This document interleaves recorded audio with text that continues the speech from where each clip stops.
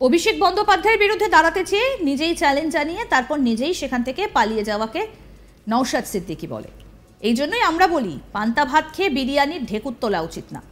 ISF বিধায়ককে বেনজির ভাষায় আক্রমণ করলেন তৃণমূল প্রার্থী।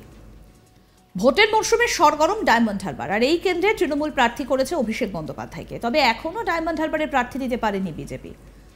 এদিকে অভিষেকের বিরুদ্ধে লড়বেন বলে আগাম ঘোষণা করে দিয়েছিলেন আইএসএফ বিধায়ক নওশাদ সিদ্দিকী।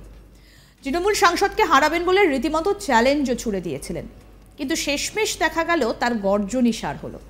ডায়মন্ড হারবার কেন্দ্রে অন্য প্রার্থীর নাম ঘোষণা করল আইএসএফ। এরপরই নওশাদকে নিশানা করলেন তৃণমূল কংগ্রেসের মুখপাত্র তথা তমলুকের প্রার্থী দেবাংশু ভট্টাচার্য। এই কেন্দ্র থেকে আইএসএফ মজনু লস্করকে প্রার্থী করতেই নওশাদকে খোঁচা দিল তৃণমূল। নিজের এক্স হ্যান্ডেলে দেবাংশু লেখেন, অভিষেক বন্দ্যোপাধ্যায়ের বিরুদ্ধে দাঁড়াতে চেয়ে নিজেই চ্যালেঞ্জ জানিয়ে তারপর নিজেই সেখান থেকে পালিয়ে যাওয়াকে নওশাদ সিদ্দিকী বলে। এখানেই থামেননি দেবাংশু, কটাক্ষের সুরে তিনি আরও বলেন, এই জন্যই আমরা বলি পান্তা ভাত খেয়ে বিরিয়ানি ঢেকুর তোলা উচিত না। গত মার্চ মাসে আইএসএফ নেতৃত্ব ফুরফুরা শরীফে বিষয়টা নিয়ে বৈঠকে বসেছিল। সেখানেই নওশাদ স্বয়ং অভিষেকের বিরুদ্ধে ভোটে লড়াই করার জন্য ইচ্ছে প্রকাশ করেন। তবে দলের রাজ্য কমিটি থেকে আপত্তি তোলা হয়। তার জায়গায় নওশাদকে প্রচারের কাজে লাগানোর জন্য অনেকেই মত দেন। এর আগে প্রার্থী হওয়া নিয়ে নওশাদ ঠিক কি বলেছিলেন শোনাবো এবার। আমাদের সেকেন্ড ফেজের আমাদের দলের যে লিস্ট আউট হবে তার দিকে চোখ রাখো, কারণ ডায়মন্ড হারবার নিয়ে একাধিক মতামত আমাদের দলের অভ্যন্তরে উঠে এসেছে রাজ্য কমিটির মধ্যে। আমি ডে ওয়ানে যে কথা বলেছি আজকেও সে কথা বলছি, আমি কিন্তু আমার মানসিকভাবে 100% আমি প্রস্তুত ডায়মন্ড হারবারে কন্টেস্ট করার জন্য। তো ব্যাপারটা হচ্ছে দলের অনুমোদনের অপেক্ষা। ব্যক্তিগত নওশাদ সিদ্দিকী আর আইএসএফের নওশাদ সিদ্দিকী দুটোর মধ্যে অনেক আছে, কারণ আইএসএফের জন্য নওশাদ সিদ্দিকীর জন্য আইএসএফ নয়। আমাদের কাছে দলটাই হচ্ছে বড়। রাজ্য কমিটি আছে, রাজ্য কমিটি যে ডিসিশন দেবে আমাকে সেটা মানতে আমি বাধ্য হব। তবে আমি এখনো পর্যন্ত তাদেরকে বোঝাচ্ছি যারা গ্রেপ্তার শাহজাহান পলাতক, তবে কি প্রশাসনের উদ্যোগে ক্যাম্প করে জমি লোক দেখানো, পুলিশের পাশে থাকার আশ্বাস কি মুছক কথার কথা? দেখুন, এখন তো নির্বাচন কমিশনের আন্ডারে সবাই চলে এসেছে।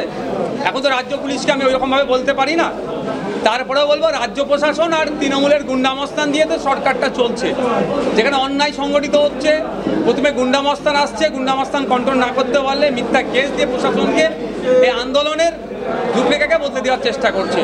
শুধুমাত্র শিবু শাহজাহান তো আর সন্দেশখালীতে ছিল না, তাদের সাঙ্গপাঙ্গগুলো তো এখন ঘুরে বেড়াচ্ছে। টোটাল এনটিআর টিমকে যতক্ষণ না পর্যন্ত আবদ্ধ করে জেলের মধ্যে রাখে, ওই সমাজ বিরোধীগুলোকে যতক্ষণ না জেলের মধ্যে রাখে, তার সাথে সাথে নোটোরিয়াস ক্রিমিনাল লিস্টে যার নাম আছে বেশ কজন, খোঁজ নিয়ে দেখা যাবে সেও এখন কিন্তু সন্দেশখালীতে গিয়ে রাতের অন্ধকারে টহল দিচ্ছে, তাদেরকে এই সন্ত্রাস করতে উৎসাহিত করছে। তাদেরকে যদি না আটকানো যায় তাহলে এই সন্ত্রাস অব্যাহত থাকবে। পূর্ব মেদিনীপুরের তমলুক লোকসভা কেন্দ্র থেকে 2024-এর লোকসভা ভোটে দেবাংশু ভট্টাচার্যকে প্রার্থী করেছে তৃণমূল কংগ্রেস। দেবাংশু এখন তৃণমূলের আইটি সেলের প্রধান। দলের এই যুব নেতাকে এবারের লোকসভা ভোটে প্রার্থী করলেন মমতা বন্দ্যোপাধ্যায়। 2021-এর বিধানসভা ভোটে খেলা হবে স্লোগানে ভর করেই ময়দানে নেমেছিল তৃণমূল।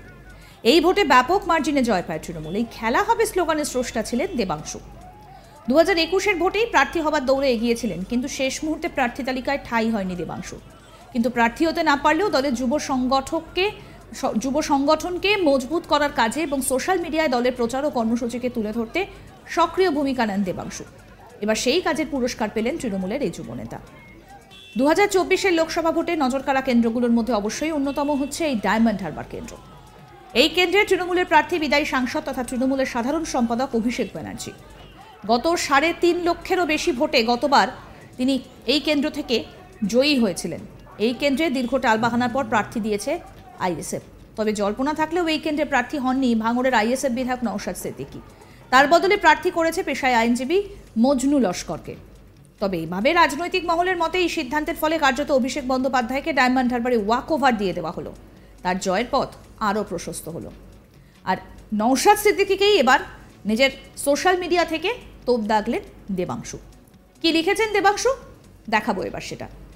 দেবাংশু তিনি লিখেছেন, অভিষেক বন্দ্যোপাধ্যায়ের বিরুদ্ধে দাঁড়াতে চেয়ে নিজেই চ্যালেঞ্জ জানিয়ে তারপর নিজেই সেখান থেকে পালিয়ে যাওয়াকে বলে নওশাদ সিদ্দিকী। এই জন্যই আমরা বলি পান্তা ভাত খেয়ে বিরিয়ানি ঢেকুর তোলা উচিত নয়।